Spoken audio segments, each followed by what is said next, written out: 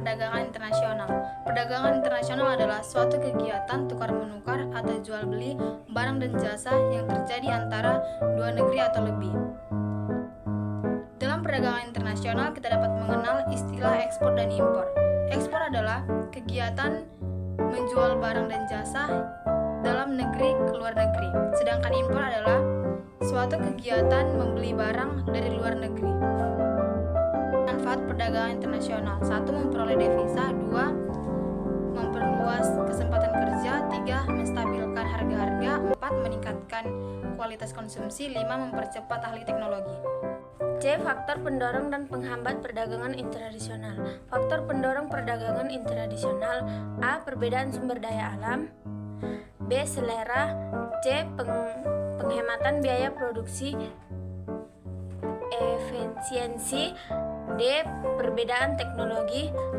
Faktor penghambat perdagangan internasional: A. Tidak amannya suatu negara. B. Kebijakan ekonomi.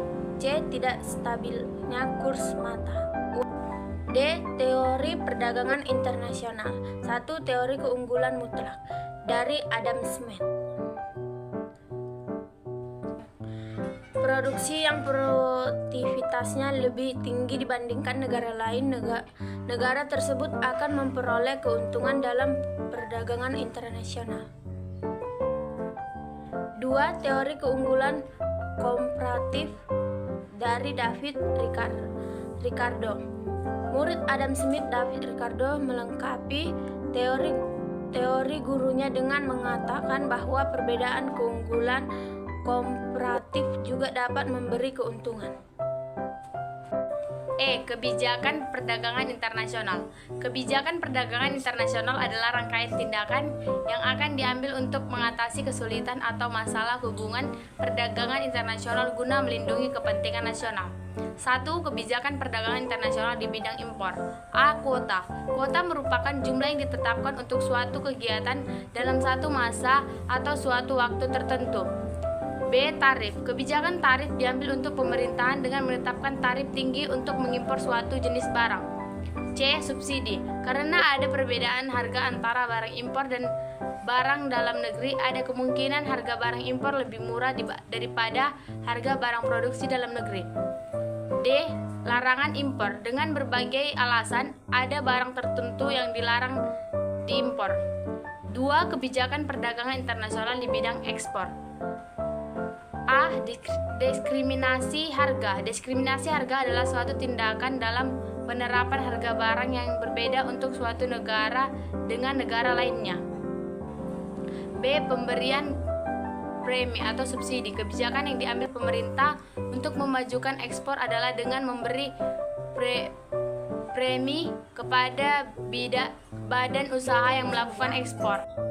C. Dumping. Dumping adalah kebijakan yang diambil oleh pemerintah dengan menetapkan barang ekspor atau harga barang di luar negeri lebih murah daripada harga di dalam negeri.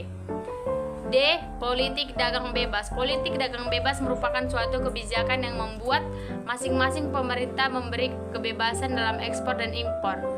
E. Larangan ekspor. Kebalikan dari larangan impor, larangan ekspor merupakan kebijakan suatu negara untuk melarang ekspor barang-barang tertentu ke luar negeri. F. Tujuan kebijakan perdagangan internasional. Ada beberapa keburukan mengimpor suatu barang. Salah satunya adalah perusahaan dalam negeri yang memproduksi jenis barang yang sama akan gulung tikar karena kalah bersaing dengan barang ekspor. Alat pembayaran internasional yang pertama letter of credit, yang kedua advance payment atau cash payment, yang ketiga open account, yang keempat commercial bills of accounts, yang kelima collection, yang keenam konsinyasi. Neraca perdagangan. Di negara kita ini menginginkan agar neraca perdagangan bersifat positif, yang berarti ekspor lebih besar daripada impor. Agar neraca perdagangan positif, pemerintah telah mengambil langkah-langkah yang diperlukan pada sektor perdagangan internasional. I. Devisa. A. Pengertian devisa. Devisa adalah uang asing yang beredar pada suatu negara dan digunakan untuk pembayaran transaksi dengan luar negeri. B. Mekanisme pasar devisa. Pasar devisa dunia menawarkan mekanisme yang dapat menyelesaikan transaksi yang rumit dan beragam secara efisien. C. Hubungan kurs devisa atau valuta asing dengan neraca pembayaran.